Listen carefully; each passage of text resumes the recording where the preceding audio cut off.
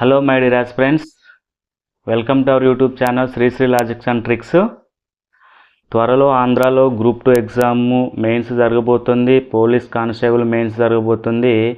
అదేవిధంగా తెలంగాణలో కూడా ముఖ్యమైన నోటిఫికేషన్స్ త్వరలో రాబోతున్నాయి. వాటన్నింటిలో కూడా కీలకమైన సబ్జెక్టు పాలిటీకి సంబంధించి కరెంటు పాలిటీ మీద చాలా ప్రశ్నలు రావడం జరుగుతుంది. గతంలో చూసుకున్నట్లయితే తెలంగాణలో జరిగిన గ్రూప్స్ ఎగ్జామ్స్ కావచ్చు, ఆంధ్రాకి సంబంధించిన ఎగ్జామ్స్ కావచ్చు, అన్ని ఎగ్జామ్స్లో ఈ కరెంటు పాలిటీ మీద ఎక్కువ భాగం ప్రశ్నలు రావడం జరుగుతుంది. అందులో చాలా కీలకమైన టాపిక్ వచ్చేసి చట్టసభల్లో మహిళలకు సంబంధించిన రిజర్వేషన్ల పైన ప్రతిసారి ఏ కాంపిటేటివ్ ఎగ్జామ్ జరిగినా కానీ దీని మీద ప్రశ్న లేకుండా ఎగ్జామినర్ పేపర్ సెట్ చేయటం లేదు. దానికి నిదర్శనమే రీసెంట్గా తెలంగాణలో జరిగిన గ్రూప్ 3 ఎగ్జామ్ మరియు గ్రూప్ 2 ఎగ్జామ్కి సంబంధించి అటు ఇదే ప్రశ్నని, అంటే చట్టసభలకు సంబంధించి మహిళల యొక్క రిజర్వేషన్లకు సంబంధించిన ప్రశ్నని అటు పాలిటీలో అడగటం జరిగింది. అదేవిధంగా వెల్ఫేర్లో భాగంగా పాలిటీలో అడగటము, అదేవిధంగా సొసైటీలో కూడా అడగటం జరిగింది. అది గ్రూప్ 3 ఎగ్జామ్లో అలా అడిగారు, అదేవిధంగా గ్రూప్ 2లో కూడా అడగటం జరుగుతుంది. సో ఇది చాలా కీలకమైనది కరెంటు పాలిటీ, అదేవిధంగా రిజర్వేషన్లకు సంబంధించింది, మహిళలకు సంబంధించింది. కాబట్టి ఈ టాపిక్ని కూలంకషంగా క్షుణ్ణంగా చదవలసిన అవసరం ఎంతైనా ఉంది. ఖచ్చితంగా మనం 1 మార్కు గెయిన్ చేయడానికి అవకాశం ఉన్నటువంటి టాపిక్ పాలిటీలో కావచ్చు, అదేవిధంగా సొసైటీలో కావచ్చు, జనరల్ స్టడీస్లో కావచ్చు, కరెంట్ అఫైర్స్లో కావచ్చు, చాలా కీలకమైన టాపిక్ ఇది. దీనికి సంబంధించి చట్టసభల్లో మహిళలకు రిజర్వేషన్లు ఎప్పుడైతే ఆధునిక ప్రజాస్వామ్య దేశాలు వచ్చాయో మహిళలకు కూడా సమాన హక్కులు కల్పించడం జరుగుతూ ఉంది. కొన్ని దేశాలలో కల్పించడం జరిగింది, కొన్ని దేశాలు ఆచరణాత్మకంగా ఉన్నాయి. మన భారతదేశం లాంటి దేశంలో ఇంకా సమాన హక్కులు అనేది రాలేదు. ముఖ్యంగా రాజకీయ రంగంలో, రాజకీయ సాధికారతలో మహిళలు చాలా వెనుకబడి ఉన్నారు. విద్యారంగంలో కావచ్చు, సాంస్కృతిక రంగంలో కావచ్చు, ఆరోగ్య రంగంలో కావచ్చు, ప్రతిదీ, ఉద్యోగ రంగంలో కానీ, ఉపాధిలో కానీ, అన్నింటిలో కూడా లింగ వివక్ష అనేది కొనసాగుతుంది. ముఖ్యంగా ఈ రాజకీయ సాధికారతల రాజకీయ రంగంలో మాత్రం చాలా భారతదేశం వెనుకబడి ఉంది. దాని కొరకు చట్టసభలలో మహిళలకు రిజర్వేషన్లు 33%, కనీసం 33% కల్పించాలని ఎప్పటి నుంచో పోరాటం చేస్తూ ఉన్నారు. దీనికి సంబంధించిన రిజర్వేషన్లను ఒకసారి చూద్దాం. అసలు చట్టసభలు అంటే ఏంటంటే ప్రజల చేత ఎన్నుకోబడిన ప్రతినిధులు పాల్గొనే సభలనే చట్టసభలు అంటాం. అవి గ్రామ స్థాయిలో అయితే గ్రామ పంచాయతీలు, ఎంపీటీసీలు, జెడ్పీటీసీలు, అదేవిధంగా అసెంబ్లీ అయితే ఎమ్మెల్యేలు, ఎమ్మెల్సీలు, కేంద్ర స్థాయిలో అయితే లోక్సభ, రాజ్యసభ ఎంపీలు, ఇవన్నీ కూడా ఉంటే వీటిని చట్టసభలు అంటాం. ఈ చట్టసభల్లో మహిళలకు రిజర్వేషన్లు ఏ విధంగా కల్పించడం జరిగింది, దానికి సంబంధించి ఇది 106వ రాజ్యాంగ సవరణ చట్టం ద్వారా అమల్లోకి రాబోతుంది. దీనికి సంబంధించి నేర్చుకునే ముందు దీని యొక్క పూర్వాపరాలను పరిశీలించినట్లయితే ఏ విధంగా ఉన్నాయో చూద్దాం. మొదటి చట్టసభల్లో మహిళలకు రిజర్వేషన్లు 106వ రాజ్యాంగ సవరణ చట్టం, దీని గురించి తెలుసుకుందాం. దీనికి ముందు మొదటి లోక్సభలు అంటే 1952లో జరిగిన మొదటి లోక్సభకు కేవలం 22 మంది మహిళా ప్రతినిధులు మాత్రమే ఎన్నికవటం జరిగింది. అంటే ఎంత పర్సంటేజు? 4.4% మాత్రమే. అప్పుడున్న లోక్సభ సభ్యుల సంఖ్య 489, అందులో కేవలం 22 మాత్రమే ఎన్నికవడం జరిగింది. కొన్ని పుస్తకాల్లో 24 ఉంది. ఈ 22 అనేది 60 సంవత్సరాలు పూర్తయిన సందర్భంగా, లోక్సభ ఏర్పాటై 60 సంవత్సరాలు పూర్తయిన సందర్భంగా అఫీషియల్గా ప్రభుత్వం లోక్సభ విడుదల చేసిన డేటా నుంచి 22 అనేది తీసుకోవడం జరిగింది. కొన్ని పుస్తకాల్లో 24 ఉంది. దాని గురించి ఏం కన్ఫ్యూజన్ అవ్వాల్సిన అవసరం ఏమీ లేదు. ఇది జస్ట్ పర్సంటేజ్ కోసం 4.4% మాత్రమే ఎన్నికయ్యారు. 17వ లోక్సభ అంటే ఇంతకుముందున్న లోక్సభ తీసుకున్నట్లయితే 78 మంది ఎన్నికయ్యారు. ఆ పర్సంటేజ్ 14.3%. 17వ లోక్సభ కాలం ప్రజెంటు 18వ లోక్సభ నడుస్తుంది. ప్రజెంట్ 18వ లోక్సభ 2024 నుంచి 18వ లోక్సభ ఉంది. అంతకుముందు ఉన్నది ఇది 2019 నుంచి 2024 వరకు ఉన్నది 17వ లోక్సభ. ఈ 17వ లోక్సభలో 78 మంది మహిళా ప్రతినిధులు ఎన్నికవటం జరిగింది. మొత్తం ఎంత పర్సంటేజ్ ఉన్నారు? 543 మందికి 78 మంది అంటే 14.3% మంది మాత్రమే ఎన్నికవటం జరిగింది. 18వ లోక్సభలో ఇక్కడ 74 మంది ఎన్నికయ్యారు, అంటే ప్రజెంట్ లోక్సభలో. మరి ఇక్కడ చూసినట్లయితే ఎంత పర్సంటేజ్ ఉంది? 13.6% ఉంది. ఇక్కడ కీ పాయింట్ ఏంటంటే గత లోక్సభతో పోల్చుకుంటే ఎగ్జామినర్ ఈ విధంగా మనల్ని టెస్ట్ చేయడానికి అవకాశం ఉంటుంది అప్లికేషన్ ఓరియంటేషన్లో. గత లోక్సభతో పోల్చుకుంటే ప్రస్తుత లోక్సభలో మహిళా ఎంపీల లేదా మహిళా సభ్యుల ప్రాతినిధ్యం పెరిగిందా తగ్గిందని స్టేట్మెంట్ ఇచ్చి సరైనదా కాదని అడగడానికి అవకాశం ఉంది. సో 78 ఇక్కడ 74 అంటే తగ్గింది. 14.3% నుంచి 13.6%కి వచ్చింది. సో తగ్గింది. ఇక్కడ తగ్గిందనే పదం చాలా కీలకమైన పదం. ఎందుకంటే రీసెంట్ ట్రెండ్స్ని గమనించినట్లయితే ఎగ్జామినర్ ఎప్పుడు కూడా ఈ డేటాను ఇవ్వకోకుండా ఇండైరెక్ట్గా అడగటం జరుగుతుంది. గతంతో పోల్చుకుంటే ప్రస్తుతం ఎలా ఉంది, పెరిగిందా తగ్గిందా, ఎంత మార్పు వచ్చిందనేది అడగటం జరుగుతుంది. సో ఇక్కడ తగ్గిందనేది చాలా కీలకమైంది. ఇక్కడ చూడండి ఎంతమంది పోటీ చేశారు? 797 మంది పోటీ చేస్తే కేవలం 74 మంది మాత్రమే ఎన్నికవడం జరిగింది. రాజ్యసభలో ప్రజెంట్ అయితే 16.8% మంది ఉన్నారు. కానీ ఈ విలువ మారుతుంది. ఎందుకని రాజ్యసభ అనేది శాశ్వత సభ, 2 సంవత్సరాలకు ఒకసారి ఎన్నికలు జరుగుతూ ఉంటాయి. కాబట్టి ఈ విలువ అనేది మారుతూ ఉంటుంది. అంటే రాజ్యసభలో ఇంత శాతం ఉన్నారని అర్థం. మనకి ఇక్కడ కొన్ని సూచికల ప్రకారం చూసినట్లయితే ఇంటర్ పార్లమెంటరీ రిపోర్టు 2024 డేటా ప్రకారం మహిళలకే ప్రాతినిధ్యం కల్పిస్తున్న చట్టసభలలో మహిళల యొక్క పర్సంటేజ్ని బట్టి భారతదేశం 149వ స్థానంలో ఉంది. 193 దేశాలకు గాను 149వ స్థానంలో ఉంది. గ్లోబల్ జెండర్ గ్యాప్ 2024 ఇండెక్స్ ప్రకారం రాజకీయ సాధికారతలో 65వ స్థానం ఉంది. అంటే మహిళలకు రాజకీయ సాధికారత కల్పించడంలో ఇక్కడ గ్లోబల్ జెండర్ గ్యాప్ ఇండెక్స్ ప్రకారం 65వ స్థానంలో ఉంది. ప్రపంచంలో అత్యధికంగా మహిళలకు ప్రాతినిధ్యం కల్పిస్తున్న అంటే చట్టసభలలో అత్యధికంగా మహిళలు ఉన్నటువంటి దేశాలు చూసుకున్నట్లయితే రువాండాలో 61% మంది ఉన్నారు, క్యూబాలో 57% మంది, నికరాగ్వాలో 53% మంది ఉన్నారు. ఇవి 3 కూడా ప్రపంచంలో అత్యధికంగా మహిళలకి ప్రాతినిధ్యం కల్పిస్తున్న దేశాలు. రీసెంట్గా ఇందులో న్యూజిలాండ్ కూడా చేరటం జరిగింది. 51% మంది మహిళలు ఎంపిక అవ్వడం జరిగింది న్యూజిలాండ్లో కూడా. అంటే ఈ విధంగా భారతదేశం వీళ్ళతో పోల్చుకున్నట్లయితే అధిక జనాభా ఉండి అత్యధిక ఎకానమీ ఉన్న భారతదేశంలో ఏ స్థానంలో ఉందో చూసుకోవచ్చు. దాదాపు 65వ స్థానంలో మన ఇండియా ఉండటం జరిగింది. ఇది మామూలుగా డేటా, అంటే చట్టసభలలో మహిళలు ఎంతమంది ఉన్నారు ఏంటి అనేది దీనికి సంబంధించిన డేటా. మరి మహిళలకు భారతదేశంలో మహిళలకు రిజర్వేషన్ బిల్లులకు సంబంధించిన పూర్వ చరిత్రను చూసినట్లయితే 1996లో మొదటిసారిగా 81వ రాజ్యాంగ సవరణ బిల్లును సెప్టెంబర్ 12న హెచ్డి దేవగౌడ ప్రభుత్వం లోక్సభలో ప్రవేశపెట్టింది. కానీ బిల్లు అనేది రద్దు అవటం జరిగింది. ఎందుకని లోక్సభ రద్దు అవటం వల్ల ఈ బిల్లు రద్దయింది. ఈ విధంగా ఇక్కడ స్టేట్మెంట్ రూపంలో అడగటానికి అవకాశం ఉంది. ఏ విధంగా అంటే మహిళా చట్టసభలలో రాష్ట్ర స్థాయి మరి కేంద్ర స్థాయిలో చట్టసభలలో మహిళా రిజర్వేషన్లకు సంబంధించిన బిల్లును మొదటిసారి ఎప్పుడు ప్రవేశపెట్టారు అంటే 1996లో. ఏ రాజ్యాంగ సవరణ ద్వారా బిల్లు ద్వారా ప్రవేశపెట్టారంటే 81వ రాజ్యాంగ సవరణ బిల్లు ద్వారా. ఏ ప్రభుత్వం ప్రవేశపెట్టింది లేదా అప్పుడు ప్రధానమంత్రి ఎవరు అంటే హెచ్డి దేవగౌడ. ఎక్కడ లోక్సభలో ప్రవేశపెట్టారా రాజ్యసభలో ప్రవేశపెట్టారంటే లోక్సభలో ప్రవేశపెట్టారు. కానీ బిల్లు రద్దు అయిపోయింది. లోక్సభ తర్వాత కాలంలో లోక్సభ రద్దు అవడం వల్ల ఆటోమేటిక్గా బిల్లు కూడా రద్దయింది. తర్వాత మరలా 98లో ఒకసారి, 99లో ఒకసారి, 2002లో ఒకసారి, 2003లో ఒకసారి, మొత్తం 4 సార్లు ప్రవేశపెట్టారు లోక్సభలో. 4 సార్లు కూడా బిల్లు ఆమోదించబడటంలో విఫలమైంది. ఇది కూడా స్టేట్మెంట్ రూపంలో అడగడానికి అవకాశం ఉంది. తర్వాత 2008 కాలంలో 108వ రాజ్యాంగ సవరణ బిల్లును మన్మోహన్ సింగ్ ప్రభుత్వం రాజ్యసభలో ప్రవేశపెట్టింది. ఇది 2010లో ఆమోదించబడింది, కానీ లోక్సభలో ప్రవేశపెట్టలేదు.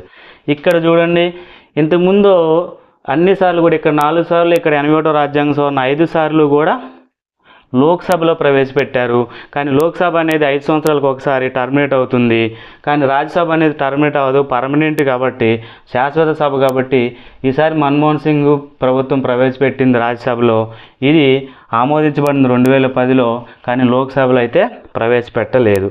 తర్వాత చిట్ట చివరిగా దీనికి సంబంధించిన బిల్లును 128వ రాజ్యాంగ సవరణ బిల్లుగా 2023లో సెప్టెంబర్ 19న లోక్సభలో ప్రవేశపెట్టారు.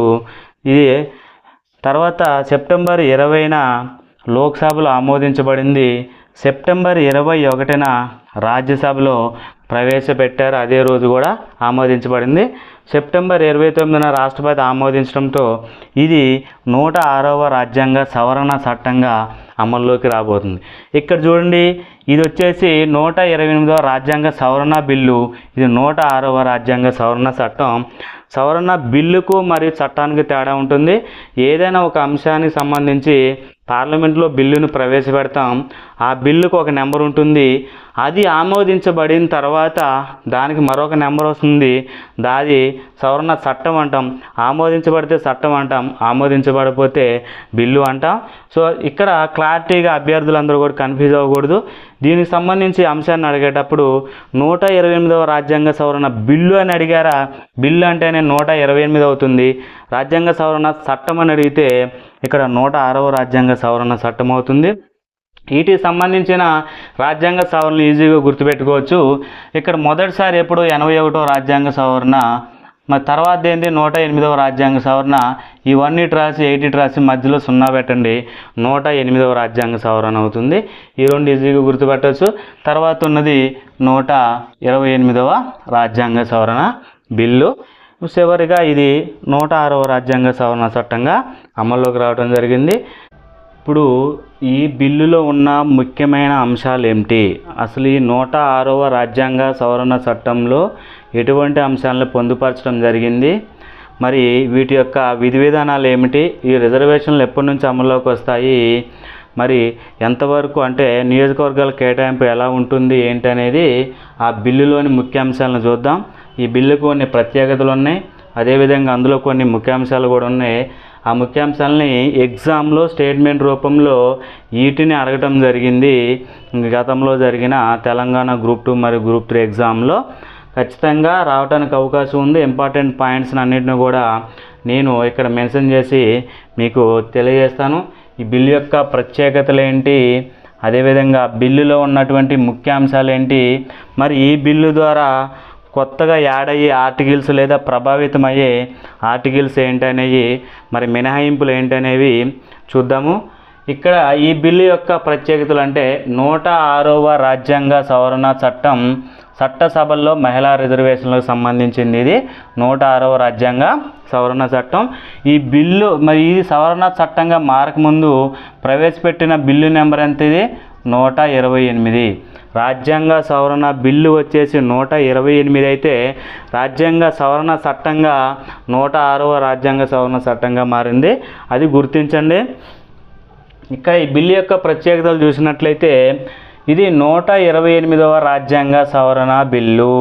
చూడండి, ఈ 106వ రాజ్యాంగ సవరణ చట్టం యొక్క బిల్లు రూపం వచ్చేసి 128వ నెంబర్, అది గుర్తుంచుకోండి.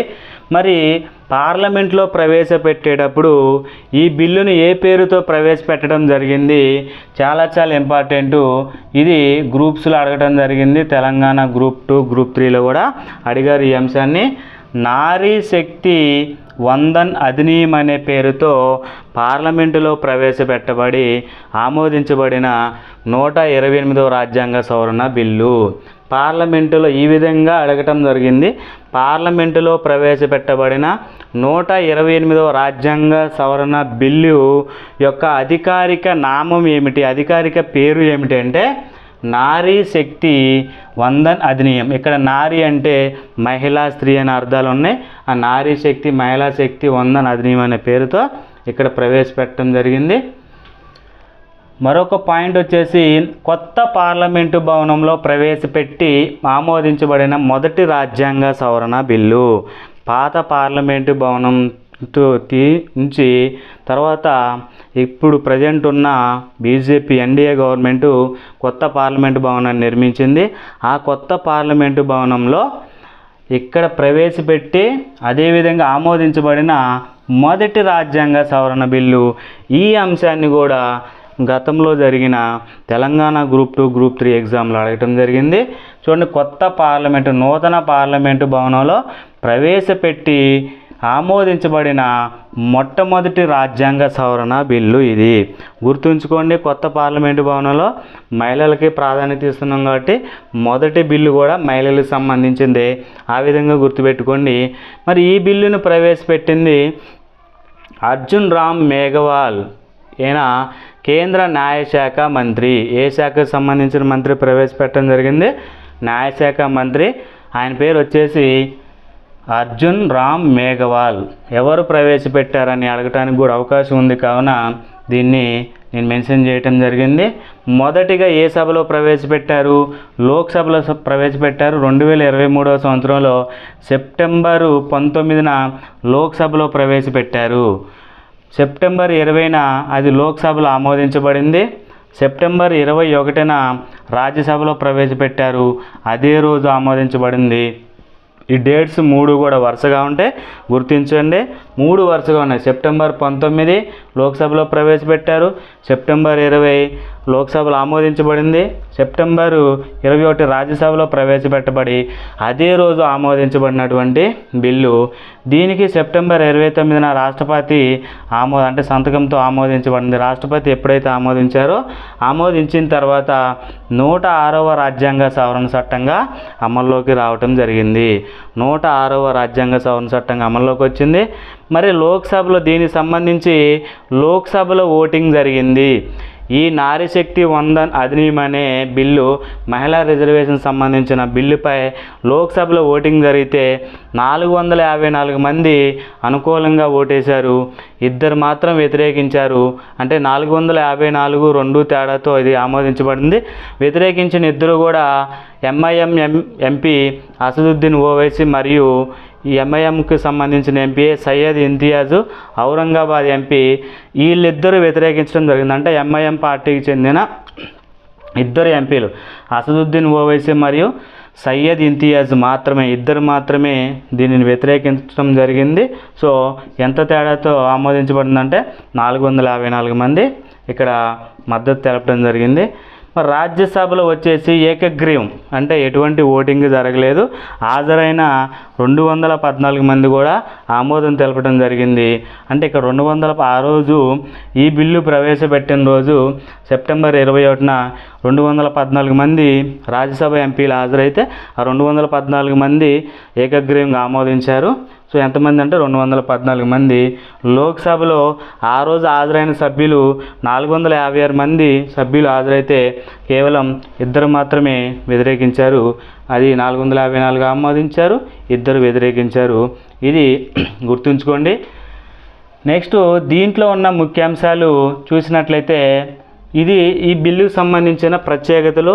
ఇది ఎన్నో రాజ్యాంగ సవరణ బిల్లు, మరి ఎన్నో రాజ్యాంగ సవరణ చట్టం అంటే 128వ రాజ్యాంగ సవరణ బిల్లు, 106వ రాజ్యాంగ సవరణ చట్టం, అది గుర్తుంచుకోండి. దీని పేరు వచ్చేసి నారీశక్తి వందన్ అధినియం. మరి కొత్త పార్లమెంటు భవనంలో ప్రవేశపెట్టబడి ఆమోదించబడిన మొట్టమొదటి బిల్లు. మరి దీన్ని ప్రవేశపెట్టింది అర్జున్ రామ్ మేఘవాల్, న్యాయశాఖ మంత్రి. లోక్సభలో సెప్టెంబర్ 19న ప్రవేశపెట్టారు, 20న ఆమోదించబడింది. రాజ్యసభలో 21 ప్రవేశపెట్టినారు, అదే రోజు ఆమోదించబడింది. సెప్టెంబర్ 29వ తారీఖు రాష్ట్రపతి ఆమోదించడం జరిగింది. ఈ బిల్లులో ఉన్న ముఖ్యాంశాలను ఒకసారి చూసినట్లయితే లోక్సభ, రాష్ట్ర విధానసభ, దేశ రాజధాని భూభాగంలో గల ఢిల్లీ విధానసభలో 1/3 వంతు లేదా 33% సీట్లు మహిళలకు కేటాయించడం దీని యొక్క ప్రధాన లక్ష్యం.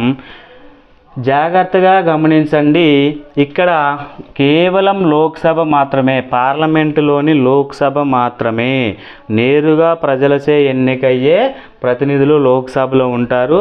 అదేవిధంగా నేరుగా ప్రజలతో ఎన్నికయ్యే ప్రతినిధులు విధానసభ, అంటే రాష్ట్రాల అసెంబ్లీ అంటాం కదా, రాష్ట్రాల అసెంబ్లీ, శాసనసభలు అంటాం, అసెంబ్లీ విధానసభలకు మాత్రమే. అదేవిధంగా దేశ రాజధాని భూభాగంలోని ఢిల్లీ శాసనసభలకు సంబంధించి 33% సీట్లు మహిళలు కేటాయించారు. గతంలో జరిగిన తెలంగాణ గ్రూప్స్లో ఈ విధంగా, అంటే లోక్సభ రాజ్యసభ అని ఇచ్చి అభ్యర్థులను కన్ఫ్యూజ్ చేయడం జరిగింది. ఆ స్టేట్మెంటు సరైందా కాదని అడగడం జరిగింది. మరి ఇక్కడ రాజ్యసభ అని ఇచ్చారు కాబట్టి ఆ స్టేట్మెంట్ తప్పైంది. ఇక్కడ కేవలం లోక్సభలో మాత్రమే 33% సీట్లు మహిళలు కేటాయించారు. అదేవిధంగా దేశంలోని అన్ని రాష్ట్రాల విధాన సభల్లో, అంటే విధాన పరిషత్తు, శాసన మండలి ఉంది, శాసన మండలి లేదు, కేవలం అసెంబ్లీలో మాత్రమే, విధాన పరిషత్తు లేకుండా విధాన సభల్లో మాత్రమే 33% సీట్లను రిజర్వ్ చేయడం జరిగింది. దేశ రాజధాని భూభాగం, అందుకే దీన్ని ప్రత్యేకంగా మెన్షన్ చేయడం జరిగింది. ఢిల్లీ శాసనసభకు సంబంధించి ప్రత్యేకంగా 239 ఆర్టికల్ తెలియజేస్తుంది. 239A అనే ఆర్టికల్ ఢిల్లీ రాజధాని భూభాగంలో గల ఢిల్లీ శాసనసభలో, అంటే విధానసభలో 1/3 వంతు సీట్లు మహిళలు కేటాయించారు. మరి పాండిచ్చేరిలో కూడా శాసనసభ ఉంది, కానీ దీని గురించి పాండిచ్చేరి గురించి ఈ బిల్లులో పేర్కొనలేదు, అంటే దాన్ని మినహాయించలేదు, మరియు పేర్కొనలేదంటే ఎటువంటి నిర్ణయం దాని మీద తీసుకోలేదు. అది పార్లమెంటు తదుపరి నిర్ణయం మేరకు ఉంటుంది. అంటే పాండిచ్చేరిలో అసెంబ్లీ ఉంది, కానీ దానికి సంబంధించి అయితే ఎటువంటి వివరాలు పొందుపరచలేదు ఈ బిల్లులో. మరలా అంతర్గతంగా రిజర్వేషన్లు కూడా ఉన్నాయి. అంటే ఎస్సీ ఎస్టీలకు రిజర్వేషన్ చేసిన స్థానాల్లో కూడా 1/3 వంతు లోక్సభ, అంటే విధానసభల్లో, రాష్ట్రాల విధానసభల్లో ఎస్సీ ఎస్టీలకు రిజర్వేషన్లు ఉన్నాయి. అదేవిధంగా లోక్సభలో కూడా ఎస్సీ ఎస్టీలకు రిజర్వేషన్లు కల్పించబడి దాదాపు 141 స్థానాల దాకా కేటాయించబడి, 181 ఉన్నాయి, 140, 38 స్థానాలు కేటాయించబడ్డాయి. మరి ఆ స్థానాలు లోక్సభలో ఉన్న ఆ స్థానాల్లో కూడా 1/3 వంతు ఎస్సీ ఎస్టీలకు కేటాయించాలి. అంటే ఈ మొత్తం లోక్సభలో కేటాయించిన మొత్తం 33% సీట్లలో ఎస్సీ ఎస్టీలకు మరల 33% తీసిన తర్వాత మిగిలిన సీట్లను జనరల్ వారికి కేటాయిస్తారు.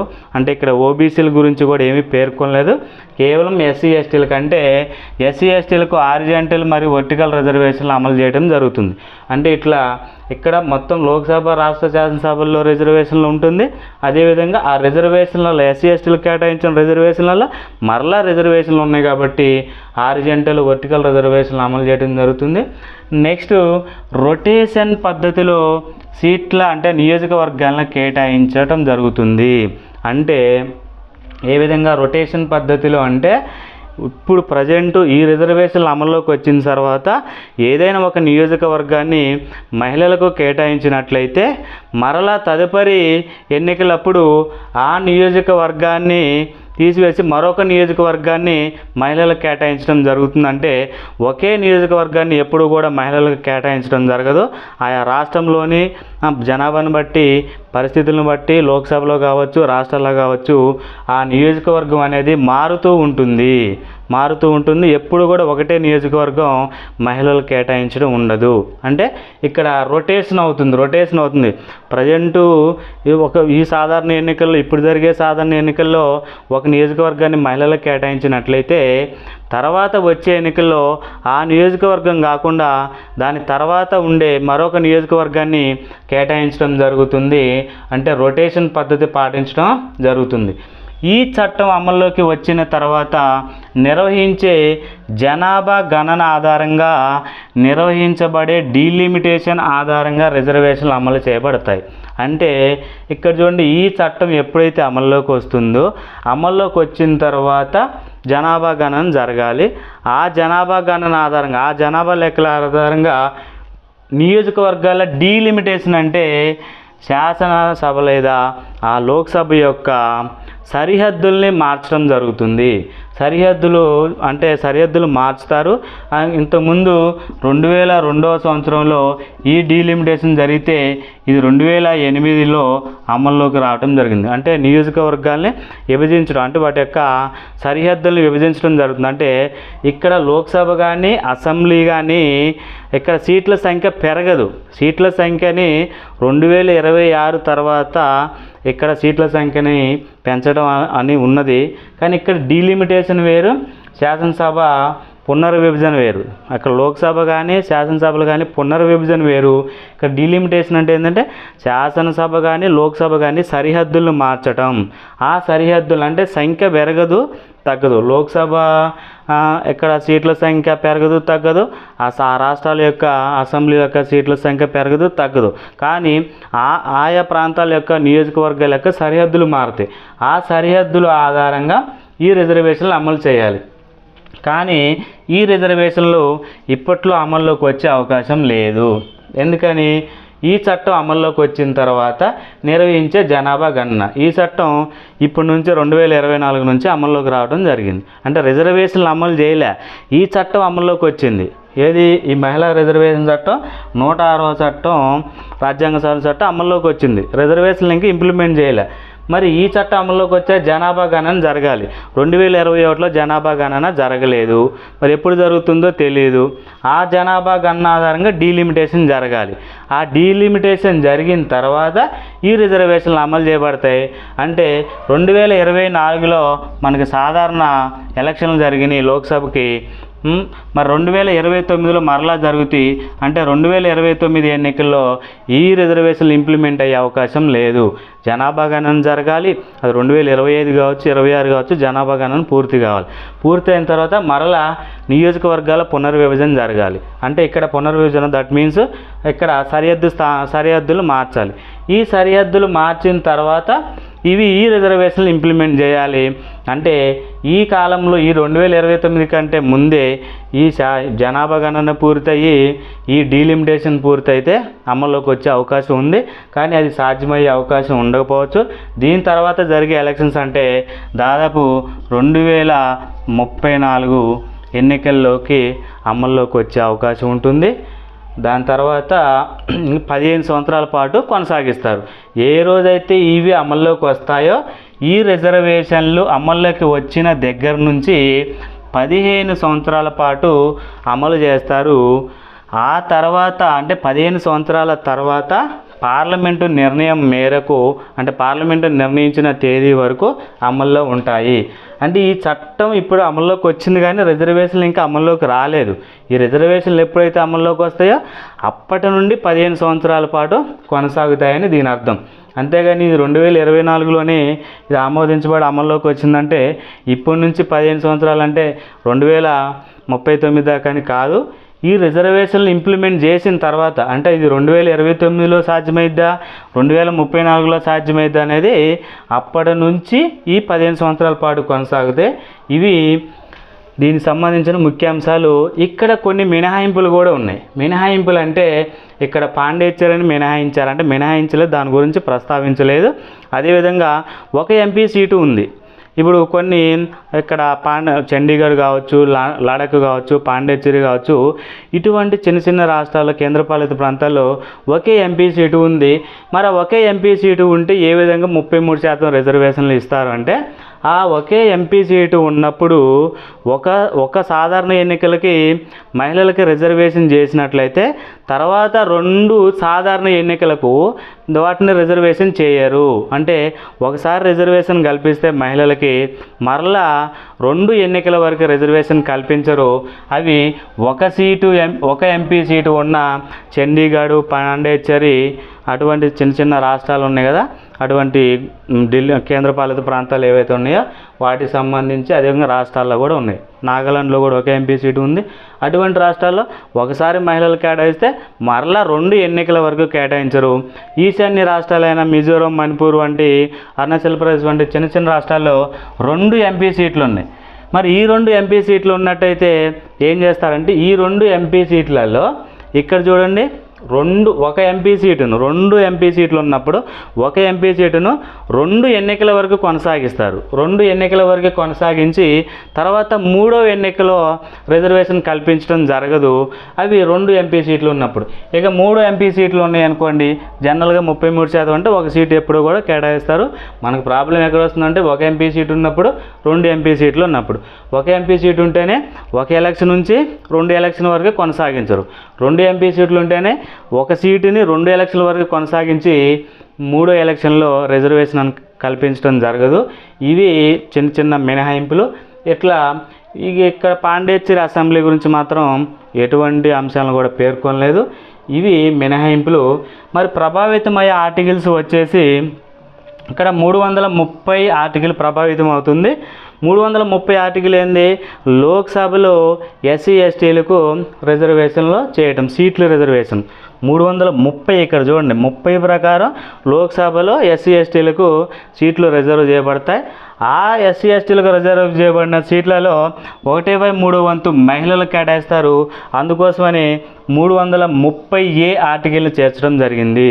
333 ప్రకారం లోక్సభలో ఎస్సీ ఎస్టీలకు రిజర్వేషన్లు. గుర్తుంచుకోండి, కన్ఫ్యూజ్ కామాకండి. 330A ప్రకారం ఆ ఎస్సీ ఎస్టీలకు కేటాయించబడిన సీట్లలో 1/3 వంతు మహిళలకు కేటాయింపు. ఇది మహిళలకు కేటాయింపు. ఇక్కడ ఏదైతే ఏ అని వస్తుందో ఆ ఏ అని వచ్చిన కాడ ఇవి మహిళలకు కేటాయించారని గుర్తుంచుకోండి. 332 ఆర్టికల్ ప్రకారం రాష్ట్రాల విధానసభల్లో అంటే అసెంబ్లీలో ఎస్సీ ఎస్టీలకు రిజర్వేషన్లు కల్పిస్తారు. 332 ప్రకారం ఏంటంటే ఆ ఎస్సీ ఎస్టీలకు అసెంబ్లీలో కల్పించిన సీట్లలో 1/3 వంతు మహిళలకు కల్పించడానికి 332A ఆర్టికల్ చేర్చడం జరిగింది. 334 ఆర్టికల్ ప్రకారం 70 సంవత్సరాల తర్వాత ఈ ఎస్సీ ఎస్టీలకు కల్పించిన రిజర్వేషన్లు రద్దు చేయడం జరుగుతుంది.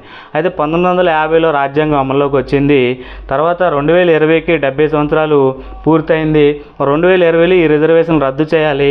కానీ దానికంటే ఒక సంవత్సరం ముందు 2019లోనే ఇక్కడ 104వ రాజ్యాంగ సవరణ చట్టం ద్వారా ఎస్సీ ఎస్టీలకు సంబంధించిన రిజర్వేషన్లను 10 సంవత్సరాల పాటు పొడిగించారు. 10 సంవత్సరాల పాటు పొడిగించడం జరిగింది. అందుకోసమని ఇందులో కూడా మళ్ళీ 15 సంవత్సరాల పాటు ఈ మహిళలకు రిజర్వేషన్లు కొనసాగించాలి కాబట్టి దానికోసం 334Aని చేర్చడం జరిగింది. సో ఇక్కడ 334A ప్రకారం 15 సంవత్సరాల పాటు మహిళలకి 33% రిజర్వేషన్లు కొనసాగుతాయి. ఇక్కడ మరొక కీలకమైన ఆర్టికల్ 229A. 229A అనేది ఢిల్లీ శాసనసభకు సంబంధించింది.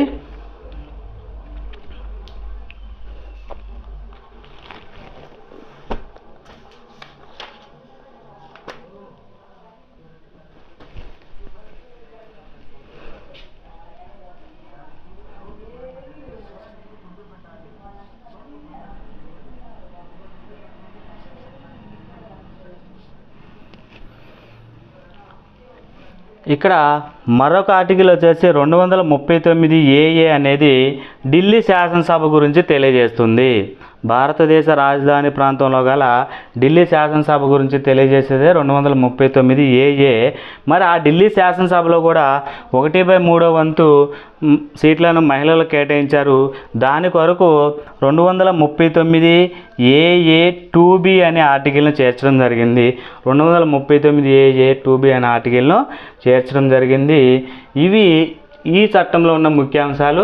ఇక్కడ లోక్సభ, విధానసభ, రాజధానికి సంబంధించి రాజధాని భూభాగంలో ఢిల్లీ శాసనసభ సంబంధించిన రిజర్వేషన్లు 33%. మరి ఎస్సీ ఎస్టీలకు రిజర్వేషన్ చేసిన స్థానాల్లో అంతర్గతంగా రిజర్వేషన్లు ఉన్నాయి. అంటే హారిజాంటల్ వర్టికల్ పద్ధతిలో ఉన్నాయి. రొటేషన్ పద్ధతిలో సీట్లను కేటాయిస్తారంటే ఒక నియోజకవర్గాన్ని ఒక మారు కేటాయించిన తర్వాత మరలా దాన్ని కాకుండా వేరొక నియోజకవర్గాన్ని కేటాయిస్తారు. మరి ఈ చట్టం అమల్లోకి వచ్చిన తర్వాత నిర్వహించే ఏదైతే జనాభా గణన ఉంటుందో దాని ప్రకారం నియోజకవర్గాలు డీలిమిటేషన్ చేయాలి. దాని ఆధారంగా ఈ రిజర్వేషన్లు అమలు చేయాలి. ఎందుకంటే ఒక్కొక్క ప్రాంతంలో జనాభా అనేది మారుతూ ఉంటుంది. ఎస్సీ ఎస్టీ జనాభా కావచ్చు, ఓబీసీ జనాభా కావచ్చు, మారుతూ ఉంటుంది. అలా నియోజకవర్గాలు డీలిమిటేషన్ చేసినప్పుడు రిజర్వేషన్లు మారే అవకాశం ఉంటుంది. కాబట్టి అందుకోసమని డీలిమిటేషన్ తర్వాత ఈ రిజర్వేషన్లు అమలు చేస్తారు. దీంతో ప్రభావితమయ్యే ఆర్టికల్స్ ఏంటంటే ఇక్కడ 330A ప్రకారం లోక్సభలో రిజర్వేషన్లు, 332A ప్రకారం రాష్ట్రాల విధానసభలో రిజర్వేషన్లు, 334A ప్రకారం 15 సంవత్సరాల పాటు రిజర్వేషన్లు, 239A2B ప్రకారం ఢిల్లీ శాసనసభలో 1/3 వంతు రిజర్వేషన్లు అమలు చేయడం జరుగుతుంది. ఓకే ఫ్రెండ్స్, ఇది 106వ రాజ్యాంగ సవరణ చట్టానికి సంబంధించి మహిళా రిజర్వేషన్ సంబంధించినటువంటి సమగ్రమైన సమాచారం పూర్తి డీటెయిల్గా ఇవ్వడం జరిగింది. వీడియోని చివరి వరకు చూడండి, స్కిప్ చేయకుండా. ఎందుకంటే ఈ వీడియో నచ్చినట్లయితే లైక్ చేయండి, షేర్ చేయండి, సబ్స్క్రైబ్ చేయండి. మన ఛానల్ని మొదటిగా చూసేవారైతే సబ్స్క్రైబ్ చేసుకోండి ఫ్రెండ్స్. మరింత మందికి విపులమైన సమాచారం చేరుతుంది. మీరు ఆదరించినట్లయితే మరిన్ని వీడియో చేయడానికి నాకు బూస్ట్గా ఉంటుంది. సో ఇది చాలా వాల్యుబుల్ ఇన్ఫర్మేషన్. ఖచ్చితంగా రాబోయే ఎగ్జామ్స్లో ఎక్కువగా అడగటానికి అవకాశం ఉన్నటువంటి టాపిక్, ఇంపార్టెంట్ పాయింట్స్ అన్నిటిని కూడా ఇక్కడ నేను రూపొందించడం జరిగింది. Okay friends, thank you very much. ఈ మహిళా రిజర్వేషన్లకు సంబంధించి ప్రీవియస్ ఎగ్జామ్స్లో అడగటం జరిగిందని చెప్పడం జరిగింది వీడియోలో. దానికి సంబంధించిన ప్రీవియస్ బిట్స్ను తెలంగాణ గ్రూప్ 2 మరియు గ్రూప్ 3లో వచ్చినటువంటి ఈ ప్రశ్నలు ఒకసారి మనం చూసినట్లయితే చూడండి. నారీ శక్తి వందన్ అధినియం 2023 సంబంధించి క్రింది ప్రకటనలను పరిగణించండి అని ఉంది. ఇక్కడ చూసినట్లయితే దీనికి సంబంధించి మనం చెప్పిన ముఖ్యాంశాలలో నూతన పార్లమెంటు భవనంలో పరిశీలనకు వచ్చిన మొట్టమొదటి బిల్లు ఇది. సో ఈ స్టేట్మెంటు సరైనదే. ఇది లోక్సభ మరియు రాష్ట్ర శాసనసభలలో 3వ వంతు అంటే 1/3 వంతు లేదా 33% రిజర్వేషన్లను స్త్రీలకు కేటాయిస్తుంది. సో బి స్టేట్మెంట్ కూడా సరైనదే. స్త్రీలకు కేటాయించబడే సీట్లలో 4వ వంతు షెడ్యూల్ కులాలు, తెగలకు, ఇతర బలహీన వర్గాలకు కేటాయిస్తుందని ఉన్నది. ఇక్కడ చూడండి, ఇక్కడ ఈ సి స్టేట్మెంటు రాంగు. ఎందుకంటే 4వ వంతు కాదు, స్త్రీలకు కేటాయించబడిన సీట్లలో ఎస్సీ ఎస్టీలకు కేవలం మరలా 1/3 వంతు ఇక్కడ కేటాయిస్తారు. కానీ ఇక్కడ ఇతర బలహీన వర్గాలు అనుకోవడం ఉంది. దీని ప్రకారం చూసుకుని ఈ స్టేట్మెంటు రాంగు. మరి 4వ వంతు కూడా తప్పు కాబట్టి సి అనేది స్టేట్మెంట్ తప్పు. ఈ చట్టం అమల్లోకి వచ్చిన 15 సంవత్సరాల తర్వాత స్త్రీలకు రిజర్వేషన్లు ఉండవు. అంటే డి స్టేట్మెంట్ సరైంది. అంటే దీన్ని ఇండైరెక్ట్గా ఏమని అర్థం చేసుకోవచ్చు అంటే ఇక్కడ చూడండి, ఈ చట్టం అమల్లోకి వచ్చిన 15 సంవత్సరాల వరకు రిజర్వేషన్లు అమల్లో ఉంటాయి. 15 సంవత్సరాల తర్వాత అది పార్లమెంట్ నిర్ణయం మేరకు ఉంటుంది తప్ప రిజర్వేషన్లు అనేవి ఉండవు. సో ఉండవు, 15 సంవత్సరాల తర్వాత ఉండవు, 15 సంవత్సరాల వరకు ఉంటాయి. 15 సంవత్సరాల ఇక్కడ తర్వాత అనే పదం ఉంది కాబట్టి ఉండవు అని ఉంది. So D right. సో ఇక్కడ A right, B right, D right, ABD ఉన్నది సరైన ఆన్సర్ అవుతుంది. ఇది దీనికి సంబంధించి మహిళా రిజర్వేషన్ బిల్లుకు సంబంధించినటువంటి అంశాలు ఈ విధంగా అడగటం జరిగింది. మరొక ప్రశ్నను చూసినట్లయితే 106వ రాజ్యాంగ సవరణకు సంబంధించి క్రింది వ్యాఖ్యల్లో సరైనవి ఏవైనా అడగటం జరిగింది. ఇక్కడ డైరెక్ట్గా అడిగారు, ఇది 106వ రాజ్యాంగ సవరణ అంటే ఏంది? మహిళా రిజర్వేషన్ బిల్లు. ఇది సామాజికంగా ఆర్థికంగా వెనకబడిన తరగతుల వారిని గుర్తించడానికి ఆయా రాష్ట్ర ప్రభుత్వాలు, కేంద్రపాలిత ప్రాంతాలకు అధికారులను నిర్ధారిస్తుంది. అంటే ఏ స్టేట్మెంట్ తప్పు. ఇది సామాజికంగా ఆర్థికంగా వెనకబడిన తరగతుల వారిని గుర్తించడానికి ఇది 105వ రాజ్యాంగ సవరణ. కానీ ఇక్కడ 106 అని అడిగారు కాబట్టి ఈ స్టేట్మెంట్ తప్పు. దీని ప్రకారం ఢిల్లీ శాసనసభలో షెడ్యూల్ కులాలకు కేటాయించబడిన సీట్లలో 1/3 వంతు మహిళలకు కేటాయించవలసి ఉంటుంది. బి స్టేట్మెంట్ సరైనది. ఎందుకంటే లోక్సభ, రాష్ట్రాల శాసనసభలో, ఢిల్లీ శాసనసభలో కూడా రిజర్వేషన్లు ఉన్నాయి. మళ్ళీ ఆ రిజర్వేషన్లలో ఎస్సీ ఎస్టీలకు కేటాయించబడిన సీట్లలో మరలా 1/3 వంతు మహిళలు కేటాయించాలి. సో బి స్టేట్మెంట్ సరైనదే. ఇక్కడ ఇది ప్రతి రాష్ట్ర శాసనసభలో మహిళలకు సీట్లు రిజర్వేషన్ చేయడానికి అవకాశం కల్పించింది. సో ఇది కూడా 33% అవకాశం కల్పించింది కాబట్టి సి స్టేట్మెంట్ కూడా సరైనదే. ఈ చట్ట నిబంధనలన్నీ నియోజకవర్గాల పునర్విభజన తదుపరి మాత్రమే వర్తిస్తాయి. అంటే డీలిమిటేషన్ అన్నాం కదా ఇక్కడ. అంటే శాసనసభ యొక్క సరిహద్దు స్థానాలు మార్చిన తర్వాత ఇంగ్లీష్లో చూసినట్లయితే ఇక్కడ తెలుస్తుంది, ఇక్కడ డీలిమిటేషన్ తర్వాత అమల్లోకి వస్తాయంటే డి స్టేట్మెంట్ కూడా సరైంది. సో ఇక్కడ మనకి ఏ తప్పు, బి మరియు సి మరియు డి 3 కూడా సరైనవి కాబట్టి ఇక్కడ చూడండి BCD ఉన్న ఆప్షను సరైనది. ఇక్కడ సరైన సమాధానం ఎంచుకోమన్నాడు. ఇక్కడ బి రైటే, అదేవిధంగా సి రైటే, అదేవిధంగా డి కూడా రైటే. బిసిడి సరైన ఆన్సర్ అవుతుంది ఇది. మరొక ప్రశ్నను చూసినట్లయితే నారీ శక్తి వందన అధినియం 2023 సంబంధించి క్రింది వ్యాఖ్యలలో ఏవి ఒప్పు అని అడగటం జరిగింది. అంటే ఇక్కడ ఇండైరెక్ట్గా మహిళా రిజర్వేషన్ బిల్లుని 106వ రాజ్యాంగ సభను ప్రస్తావించడం జరిగింది. రాష్ట్ర శాసనసభలు మరియు పార్లమెంట్లోని 2 సభలలో మహిళలకు 1/3 వంతు సీట్లు రిజర్వ్ చేయాలని నారీ శక్తి వందన అధినియం యొక్క ఉద్దేశం. ఇక్కడ 1/3 వంతు సరైనదే, కానీ రాష్ట్ర శాసనసభలు కూడా సరైనది. కానీ పార్లమెంటు 2 సభలు అంటే ఏంది? పార్లమెంటు 2 సభలు అంటే లోక్సభ మరియు రాజ్యసభ. మరి 2 సభలు కాదు కదా, రాజ్యసభ లేదు, కేవలం లోక్సభ మాత్రమే. సో ఇక్కడ 2 సభలను ప్రస్తావించారంటే ఏ స్టేట్మెంట్ అనేది తప్పు స్టేట్మెంటు. ఇది 104వ రాజ్యాంగ సవరణ చట్టం కాదు కదా, ఇది 106వ రాజ్యాంగ సవరణ చట్టం. అంటే 2 తప్పైనవే. సో ఏ మరియు బి 2 కావనేది సరైన ఆన్సర్ అవుతుంది. ఈ విధంగా ఈ మహిళా రిజర్వేషన్ సంబంధించి ఇట్లా ఇండైరెక్ట్గా అడగటం జరిగింది. కావున పై అంశాలన్నింటిని కూడా పరిగణలోకి తీసుకొని కూలంకషంగా చదవలసిన అంశం ఎలాగైనా ఉంది. సో ఈ వీడియో నచ్చినట్లయితే లైక్ చేయండి, షేర్ చేయండి, మరింత మందికి మీరు షేర్ చేయండి, కామెంట్స్ తెలియజేయండి. ఈ వీడియోని మొదటిసారి చూసేవారు సబ్స్క్రైబ్ చేసుకోండి. Okay friends, thank you very much.